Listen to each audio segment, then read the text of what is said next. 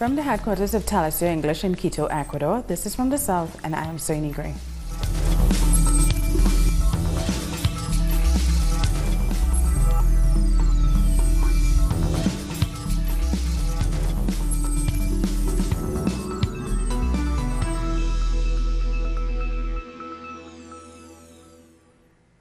Two more social leaders have been killed in Colombia. Musician and cultural director Gilberto Valencia was shot on Tuesday in the Cauca department, making him the first social leader killed in 2019. And on the night of December 31st, the communal leader Jesus Adie Parafa was shot dead in the Caicedonia municipality. These two murders bring the total number of social leaders killed under the presidency of Ivan Duque to 86. Our correspondent in Bogotá, Tatiana Potelia, has those details. More social leaders have been murdered in Colombia. Musician and cultural director Gilberto Valencia was shot on Tuesday in the Cauca department, the first social leader killed in 2019. Jesus Adir Perafan was the founder of the Coraje of Caledonia political organization based in the Cauca department. Men gunned him down in his home. He was immediately taken to a hospital but didn't survive. 88 social leaders have been murdered since Ivan Duque took office. Since 2016 up until now, more than 548 social leaders have been murdered. Social organizations are demanding violence and these murders to stop. They also want President Duque to meet with their representatives in order to stop the killings. But this request has been denied by the administration. Brazil's new President Jair Bolsonaro has signed a decree that will allow the government to supervise the work of NGOs and other international organizations. The measure gives the Office of the Cabinet Secretary powers to monitor and coordinate their work. The temporary decree will expire in 120 days unless it is upheld by the Congress. It is one of a number of controversial measures taken by Bolsonaro in his first 2 days as president. Bolsonaro also says he plans to privatize air and seaports as well as Brazil's railways. The president took to Twitter to announce that privatizing the management of these transport services will improve investor confidence. He promised a return on investment in the billions of dollars. And Brazil's Workers' Party has condemned the first measures taken by the new Brazilian government. Our correspondent in Sao Paulo, Ignacio Limas, has more. Following the first 24 hours after Jair Bolsonaro came to power, the Workers' Party has released a statement condemning the first measures taken by his government. Among the points mentioned were the measures announced by the Minister of Economy, Paulo Guedes, on privatizations, and particularly the privatization of Eletrobras. This was a privatization which was not completed by the government of Michel Temer. Also, the reduction of social spending, where the first measure by the government of Bolsonaro was to increase the minimum wage by less than the amount earlier proposed for the minimum wage in 2019. This will be an increase to $260, which is $8 less than promised. An amount that may seem insignificant, but it's equivalent to a bag of beans or lentils or rice or corn for families with less financial resources, something that would have a large impact on the overall budgets of families. Other important points on measures taken by the Minister of Economy include the restructuring of the pension system. Paulo Guedes, of course, studied in the United States. He's a Chicago boy who also lived in Chile. There's speculation that the restructuring of the pension system may take the shape of the Chilean retirement system. The Workers' Party also rejected the policies regarding indigenous peoples in Brazil. The government's done away with a decision regarding the demarcation of land by the National Foundation for Indigenous Peoples, and now the policies are led by the Ministry of Agriculture and Livestock. This ministry is dominated by landowner interests, a sector which is an enemy of the indigenous peoples, a sector which has an interest in extractivist projects on the land of indigenous peoples. So this opens the way to a new period of genocide of indigenous peoples and an opening for mining projects throughout the Brazilian Amazon. This has also been denounced by the Workers' Party. In all, 17 policies were condemned. LGBT people have also been stripped of rights in a country where this section of the population suffers extremely high murder rates. The old Ministry of Human Rights, which has now been transformed into the Ministry of Women, Family and Human Rights, will no longer have within its remit the defense of LGBT people. It's been proposed by the Workers' Party, the Socialism and Liberty Party and the Communist Party Brazil that there must not be just opposition to proposals, but they must form an opposition which is critical actively of the government of Jair Bolsonaro as he wages social and economic attacks, and also as he wages attacks on opposition parties and on social movements. We thank Ignacio Limas for that report. The Workers' Party is also calling for an investigation after police officers broke into the offices of several of their members of Congress. The party said this is a worrying sign of the danger that lies ahead for Brazil's democracy under Jair Bolsonaro's presidency. It added that the conduct of the police was not only a violation of the lawmakers' rights, but also a violation of Brazil's democracy. And China has said that its cooperation with Latin American countries benefits both interests. A ministry spokesperson said that they are cooperating on the basis of mutual respect, equality, and mutual benefit. He also made special reference to Brazil, highlighting that country as an important emerging economy. Venezuelan President Nicolas Maduro sat down for a special interview with Ignacio Ramani just over a week before he is sworn in for another presidential term. Among various topics, Maduro spoke on the role and the disintegration of the opposition in his country. Another clear indication were the sad scenes they showed when they had to register their candidates for the presidential elections of May 20th. They complied with what was ordered of them from the international right-wing groups and from the North American imperialistic forces. This has unfortunately caused their demise, because Venezuela needs an opposition and a political opposition force. I have called for there to be dialogue over 400 times. I maintain this.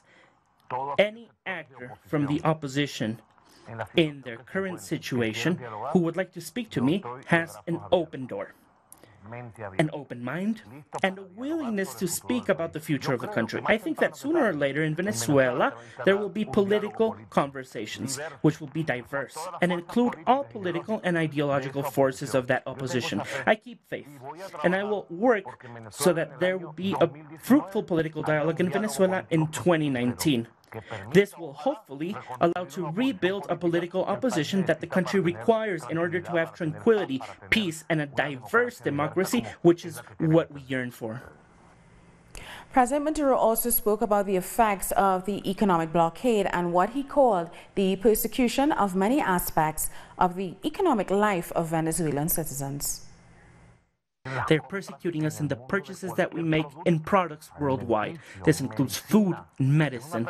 It is a brutal persecution. What they are doing to Venezuela is frankly criminal. A financial blockade. Yes, I would say that it is more than a simple blockade, because sometimes a blockade is done simply to stop you from going somewhere. I put down an obstacle and you can't go further than that. But this is more than a blockade. It is a persecution. Persecution to our bank accounts, to the business that Venezuela carries out with the world. Persecution to commerce, to purchases. Euroclear withheld in 2018 for $1.4 billion, which we were going to use to buy medicine, consumables, to buy food, and nobody says anything at all. We have reported this to the UN, to the General Secretary of the UN. I have reported this to the different organisms. You reported this in UN speech, of course, and nobody says anything. So we have to fight to free ourselves, to release ourselves from the shackles of this persecution and this huge blockade.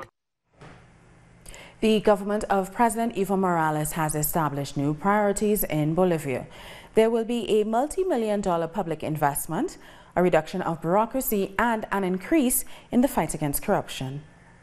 President Evo Morales started 2019 with a cabinet meeting. It wasn't just his ministers in attendance, but also vice ministers, directors, and managers of public companies. He gave the order to reduce bureaucracy. Our responsibility is to improve, and reducing bureaucracy is part of that. I cannot accept that after so many years, we still have long queues of people. The minister and vice minister must be there to solve these kinds of problems. After 8 hours of debates, the Bolivian government also agreed to continue fighting corruption. We proved in 2018 that we won't defend or hide any kind of corruption in whatever shape or form it comes. The third priority of the government is to make multi-million-dollar public investments. The state will spend more than $8 billion to guarantee stability and economic growth. Public investment, as you know, has become the engine of our economic growth. Analysts and economists have recognized that this is what has sustained the growth of our GDP.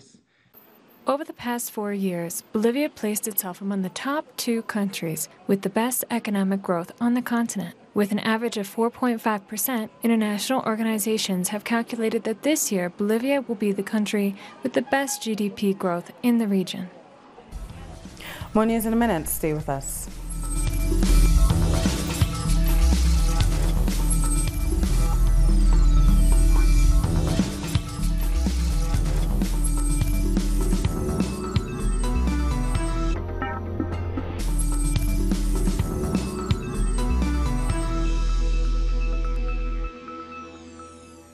Welcome back. Ecuador's National Assembly will debate the decriminalization of abortion.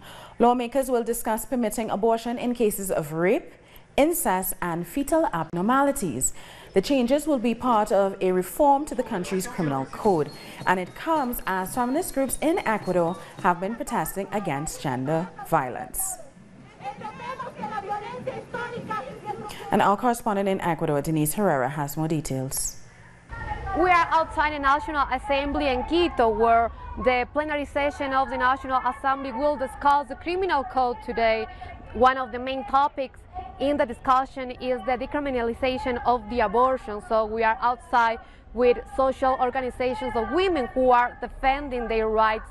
They are demanding a legal, a safe abortion today here in Ecuador. Also, other social organizations of citizens have gathered outside the National Assembly in rejection of this discussion. They say that women have to take care of their children. So we are in the middle of this discussion. We have to wait if the National Assembly will decide if the decriminalization of the abortion will be legal or not here in Ecuador today. And 5 men arrested in Argentina for allegedly gang raping a 14-year-old girl have protested their innocence. They are between the ages of 21 and 23. The attack allegedly took place in the coastal city of Miramar. According to the police reports, the girl's parents found her drugged in a tent surrounded by the alleged perpetrators. The men appeared in court for the first time this Wednesday. They are accused of aggravated sexual abuse. They will remain detained until the end of trial. And the 5 Spanish men accused of gang raping a young woman will remain free while their trial continues. Our correspondent Eduardo Marin explains. The 5 men known as the Wolfpack will remain free while their case continues. They were sentenced to 9 years in prison for sexually abusing an 18-year-old girl during the San Fermines festivity in 2016, a sentence they've appealed to. The public prosecutor requested the men to be imprisoned, but that was rejected by a regional court. This request was made on December 7th, only 2 days after the Supreme Court confirmed the sentence. That day, the Supreme Court listed the crime as sexual abuse and not sexual aggression, as prosecutors asked. According to the court, there is no risk of neither of them repeating the crime nor leaving the country. The case will now go to the Supreme Court, where their defense will ask for their release. For his part, the prosecutor will ask for the crime to be listed as a sexual aggression so they can face a sentence higher than 9 years. We thank Eduardo Marin for that report. Now, Argentinians have been defending their sovereignty over the Malvinas Islands on the anniversary of the British occupation of the islands. People gathered in front of the Foreign Ministry to insist that the Malvinas are Argentinian 186 years after Britain first took control of them. In a statement released on Thursday, the government reasserted its right to the territory. In 1982, the 2 countries went to war over the islands. And in Chile, the trial of the police officer who severely injured a young Mapuche man with a shotgun has begun after a nearly 2-year delay. Different social organizations demand justice for Brandon Hernandez Huentecol, the Mapuche man whose case has long been delayed.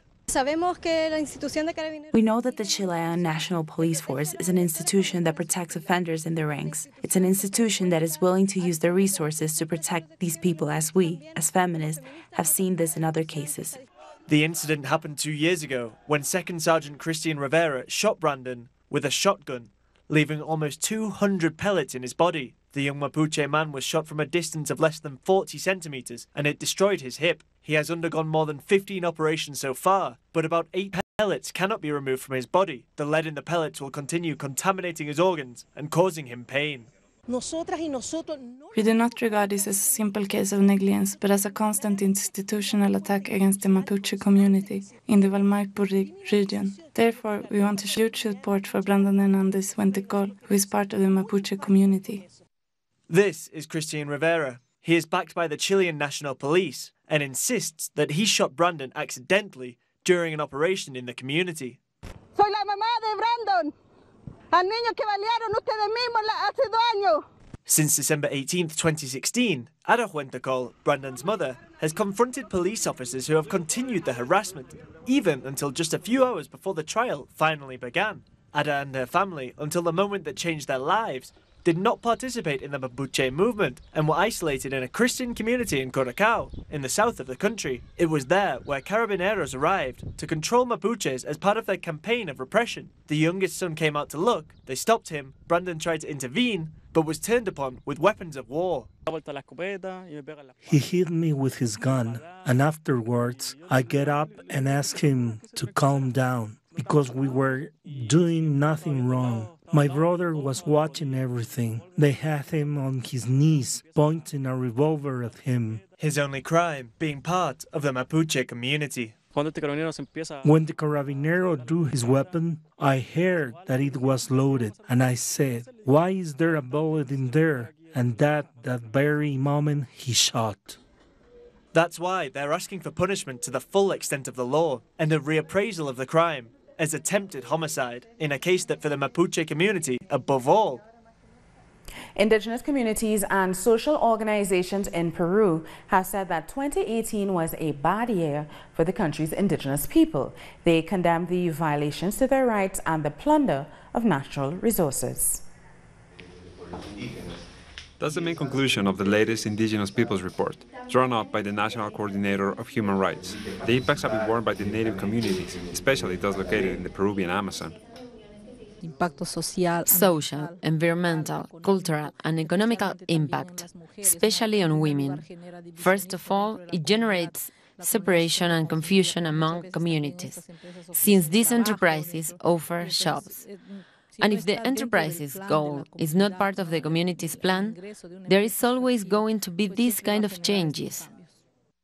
Extractive projects that, according to specialized organizations, are imposed by force without previous consultation, and in some cases, a state of emergency and military forces have been used.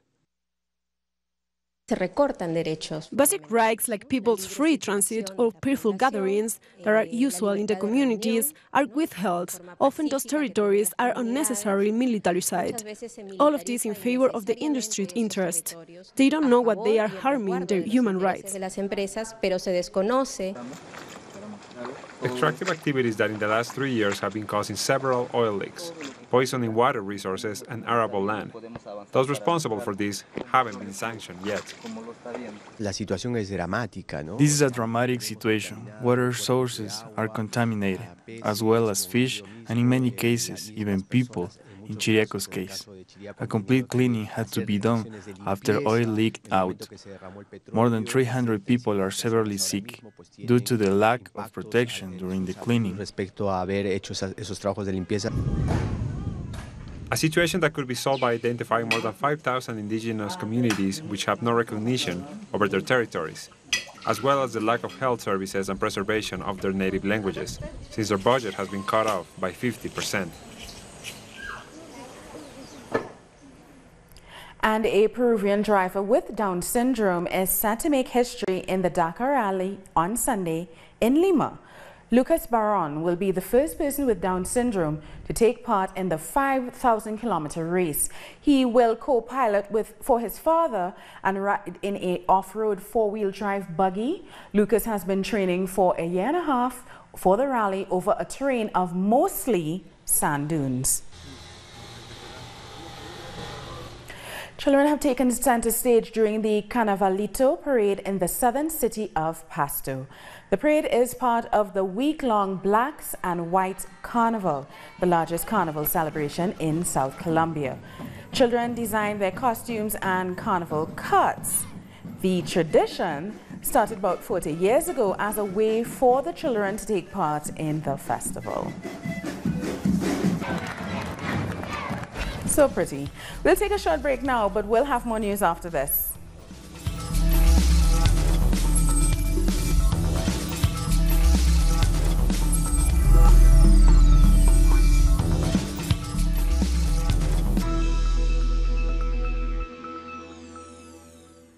Welcome back. People in the Democratic Republic of the Congo recently went to the polls in a crucial election. Earlier, we spoke to the Friends of the Congo's Executive Director, Maurice Carney, to understand the importance of this process. There's a profound desire on the part of the Congolese people for change. They want an end to the insecurity. They want an end to the extreme poverty. They want an end to the pillaging of their resources. The Kabila regime, which arrived in power with the backing of Western nations, has continued to provide unfettered access to Congo's riches to Western corporations. And the Congolese people are saying, we want to benefit from our wealth. We want clean water. We want electricity. We want health care. We want jobs. And this government is not providing that. They're working in cahoots with international finance capital. Meanwhile, the Conference of Catholic Bishops in the Congo has announced that it has the final results of the elections and knows the winner. The data at its disposal from the voting materials of the polling stations confirmed the choice of a candidate as President of the Republic. To this end, the CENI is called upon as an institution supporting democracy to publish the results of the elections in a responsible manner while respecting truth and justice. Sudan has blocked access to popular social media sites in an attempt to prevent nationwide protests. The government has been rocked by near-daily demonstrations over the past 2 weeks triggered by an economic crisis. Protesters have set alight ruling party buildings and called on President Omar al-Bashir, who took power in 1989, to step down. Turkish President Recep Tayyip Erdogan has welcomed his Iraqi counterpart, Baham Saleh, in Ankara. Both leaders will meet to discuss cooperation in different areas. They are expected to talk about regional and international issues, including the situation in Syria. The Iraqi president is visiting Turkey for the first time since he took office on October 2nd. And the trial against those accused of the murder of the journalist Jamal Khashoggi has begun in Saudi Arabia. The first session was held on Thursday against 11 people accused of killing Khashoggi in the Saudi consulate in Turkey. Prosecutors asked that the death penalty be applied to 5 of those accused. The murder and dismemberment of Khashoggi took place in October. To news of the U.S. now, the Democrat Nancy Pelosi has been chosen House Speaker for the House of Representatives in the United States. Her election ends an 8-year-long era of Republican majority in the House. Now, this is the second time she becomes the House Speaker, and she is the only woman so far to hold the position. The Democrats taking their seats in Congress are making it the most racially, ethnically, and gender diverse class in U.S. history. And with that, we've come to the end of this news brief. For these and many other stories, you can find them on our website at tellusenglish.net. And join us on social media. We can be found on Facebook, Twitter, and Instagram. For Tell Us Your English, I'm Soini Gray. Thank you for watching.